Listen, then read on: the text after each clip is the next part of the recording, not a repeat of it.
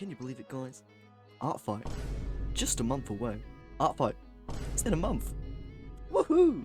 I'm so happy about this information. ARTFIGHT. Just a month away. Oh wow. Can you believe it? ARTFIGHT.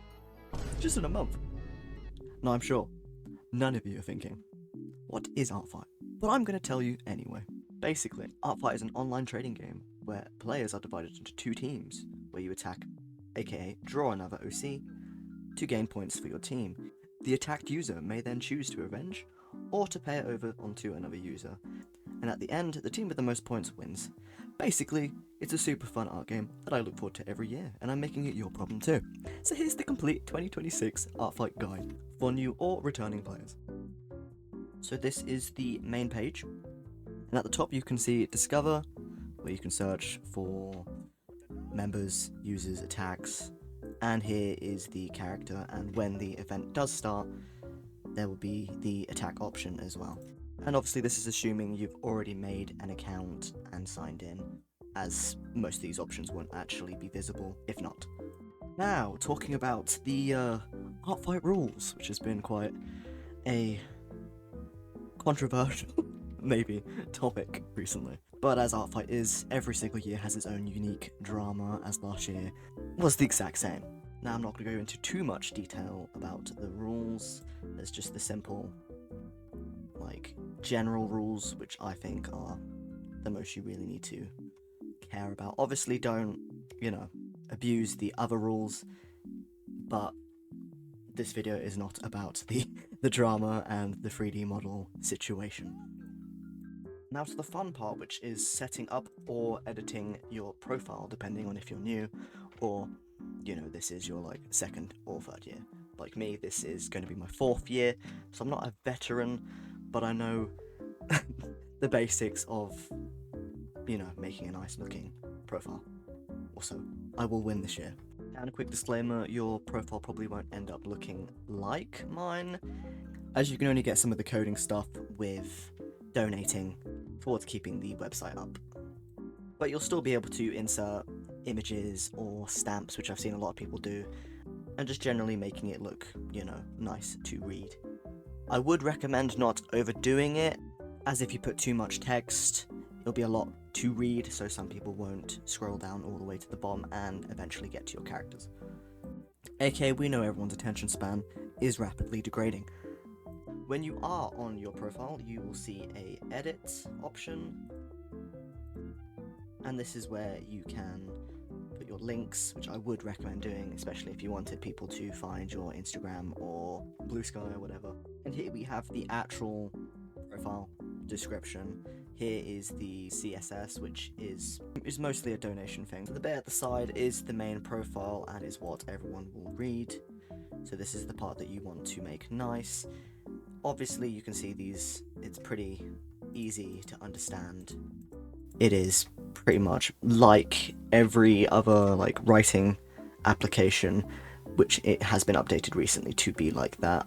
If you wanted to insert a GIF or a image, to insert an image, which is a link, I would recommend using a site called File Garden, which will look like this once you've uploaded an image. And simply what you do is you come here, press this little button, and then insert image, you put it there, insert, and then boom. Quite easy. You've then got an image. It works the same with GIFs and whatever. Usually with your profile, I've seen a lot of people put a little bit about themselves, and then I would recommend putting some of your preferences. So for example, what you're most comfortable drawing, what you aren't, what you are planning on doing, your priorities. For example, if you prioritize revenging or chaining or whatever, and then, a little bit of whatever. Just basically just make it you. We also have the typical content stuff, user and site, so you can come here to change your profile picture, although it has to be 100 by 100 pixels, but using a converter site is quite easy for that. You also have what you're comfortable with seeing. Obviously, feel free to completely just hide everything if you wanted to. But yeah, it's pretty easy to understand on the profile. And lastly, on profile, we have character permissions, which is basically the global of what you want and don't want people to do with your characters. And if you wanted individual like permissions, that's in the character section. Talking about prepping for ARTFIGHT, you would think, nah, I'm gonna wait until like the week. I would not recommend that. I would recommend starting now, as the time will go very, very fast.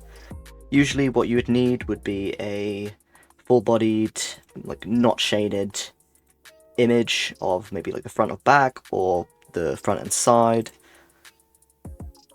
Basically a simple image with like a color palette, whatever.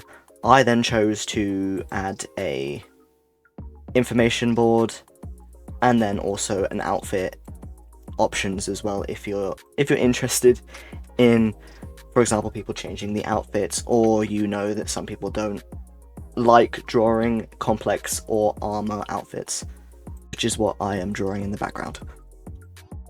Another thing I would recommend doing before ARTFIGHT as to prep would be creating a hit list so people can come on your profile and fill it out. I'd say put like what you want to do with the said hit list. For example, this year I'm trying to animate as much as I can, and to create a hit list you should ask some like basic questions. Definitely make sure to ask for a username or link to their profile, what character they would want you to attack, you know, if they wanted to revenge or chain, if they're chaining, how many.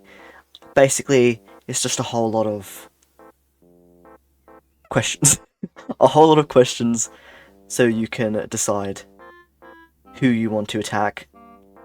Alternatively, if you didn't want to create a hit list, you could go onto your profile and there is an option up here which is called bookmarks, and you could go onto recent characters, scroll, choose one you like, and I'll do randomly. There's also the option here where you can go random user or random character. Random character is this one. I'm sorry for flashbanging your character to YouTube, but up here there is bookmarks. You can write description, the order, so the higher the number, the higher up on your hit list, not hit list, the higher up they will be on your bookmark folder, and you can also make separate folders for that. Now, the ARTFIGHT website does have a habit of either being really slow or crashing on the first day, so when you are taking these bookmarks, I would also recommend like saving them onto whatever device and taking a note of the tag, but copying it into a notepad or whatever, because it will go down. 100% is going down. There's also the case of you by accidentally not bookmarking and losing stuff. Taking a note of the character image and the code, you have less of a chance of losing it. I can't count the amount of times that I by accidentally lost a bookmark, so this is a great way just to counter that. So once you're finished with your prep, you may go up to hit this submit and then release your character. Once you've done that, it will appear on this recent characters screen. Although when the actual event does start, this will be replaced with recent attacks. Although I'm not doing that, I will just be editing my already made characters. So here we have the page that will come up when you do press submit character or are editing a character, where you can name them. I still have to do the description. There's also tags where you can put what you want. There's also credits. For example, if this character does not belong to you or you have not designed them, you can write them here. Here we have the images, and this is where you will upload your character's images. So usually the thumbnail image would have to be 200 by 200, but if you do have the same image and it's not a GIF, you can just choose to use the cropping tool. There's also border decorations as well, which are most commonly used for like attacks, if you want to say what team you're on, for example. Lastly, we have the character CSS and the connections, where you can just simply put the tag that you've seen before into here and press check, and then when it comes up it will like double check that you've got the right character and you just submit it again. You can do this with your characters, someone else's characters, basically anything. And once a connection is made, you can simply edit it and write a bit more detail about the actual relation between the two characters. And if you are making a connection with someone else's character, make sure you do have permission for that.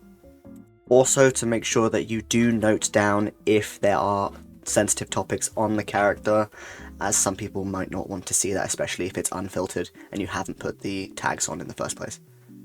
Tip for choosing the correct thumbnail, I would say do a piece that you think stands out a lot and then just crop it so it's like the face, or sometimes people do like a chibi version, like a full body chibi, just so people can see what the character's design looks like. Obviously this is all up to you and you can choose what you want instead. Although the upload limit is 100, I would not go anywhere near that number, so maybe around maximum of 10 to 20 characters. Also make sure in the description of the character that you write down like design notes for things you don't want people to miss out on, or if you just want to add more detail into things that aren't visible. Onto the topic of attacking. So when the event starts on the 1st of July, the website is going to crash. Or it's going to be so slow that it's not going to be able to upload anything. But luckily, if you followed the guide and have saved the bookmarks in a separate location, you'll be able to easily start the second the timer starts. Now there are different ways you can attack. It doesn't have to be, for example, just a digital painting. And luckily ARTFIGHT has a great guide to go through the different options. So when you do finish and submit an attack, there will be sizing and details options, and all of these together will calculate how many points you will score for your team. There are things like friendly fire, which will reduce the amount of points, but not as much as they used to in the previous years. So this is the sizing chart, and it basically says the different options of how you would categorize what you have drawn. There's also more references of exactly different styles to show you exactly what you would want to put your drawing as. So talking about either digitally painting or traditionally painting or drawing something, there is the options of how finished the actual art is. For example, the rough sketch, line art, lineless, just cleaned. And then there's also color of how much you've colored it, uncolored, rough color, clean color painted, shading. It basically just goes into all the details of how you would categorize what you've done. Now lastly, once you have filled out all the things, at the bottom there will be a little checkbox labeled polish, and this is if you've put extra effort into the piece and you feel like it deserves extra points. While you are attacking someone, make sure to look at their permissions, as you don't want to draw something that they are against. For example, some people do not want you to change hairstyles or the gender of the character. And checking out permissions also could be a great way to see what someone would want their character to be drawn, and they will give you ideas for that.